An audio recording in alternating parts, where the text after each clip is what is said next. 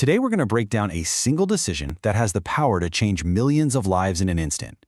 We're talking about America's new migration firewall. So, let's just start with a huge question.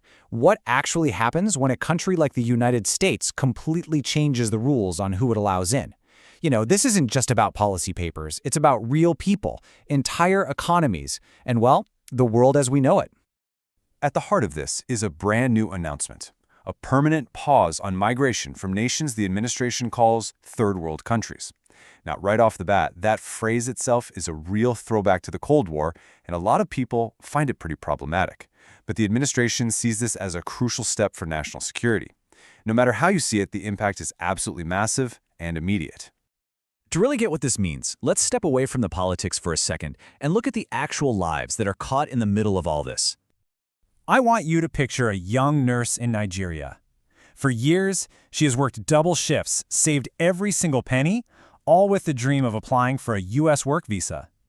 Or think about a farmer in Guatemala. He's not dreaming of getting rich. His one hope is just to join his family who are already living and working in Texas.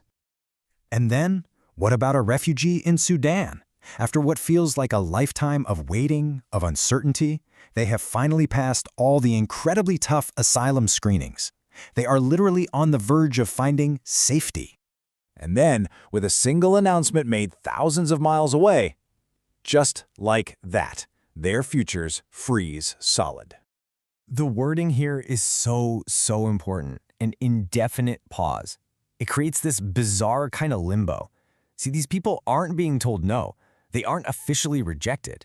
They are just stopped, with absolutely no clue if or when their lives can start moving again. It's like hope just put on hold.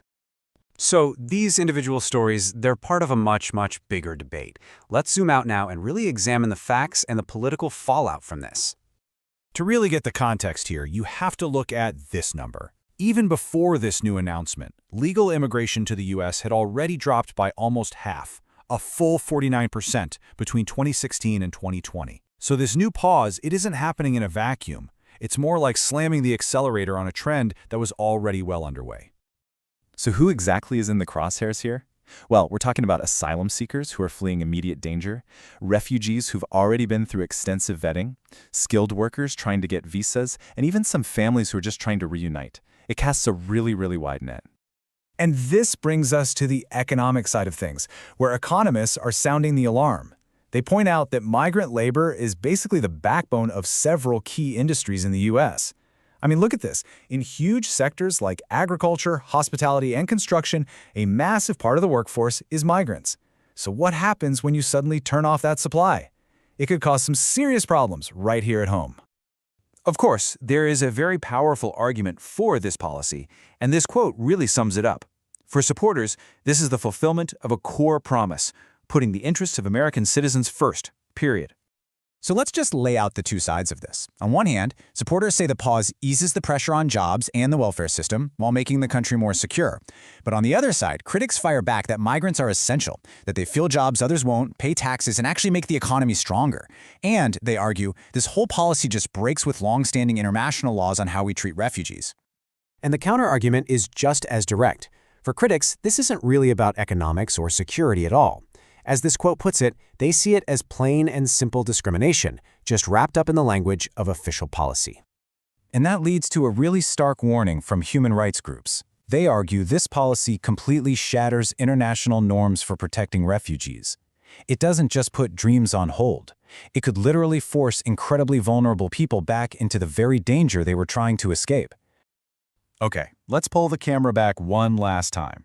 Because a decision this big, made by the U.S., it never just stops at its own borders. It sends a ripple effect out that starts to reshape the entire world. Look at this number, $669 billion. That's how much money, it's called remittances, migrants sent back home to their families in 2023 alone. And this isn't just pocket money. For a lot of countries, this is a vital economic lifeline. It pays for education, it starts small businesses. Cutting off that flow could trigger a global economic shockwave. And we're already seeing some very real consequences. Countries that depend on that money could face immediate economic trouble. Nations in Europe are getting ready for more and more pressure on their own asylum systems. And maybe biggest of all, other governments are now pointing to the U.S. as justification for their own hardline border policies. And that brings us right back to the human heart of this whole story. Because for the millions of people this impacts, migration is not some abstract political debate on the news. It's survival. It's hope. It is the fundamental human belief that a better, safer life is possible just across a border. So, we end right where we began, with a question for you to think about. When you look at all of it, the facts, the arguments, the human stories, is this new firewall a form of protection for a nation, or is it a form of discrimination? The conversation is really just getting started.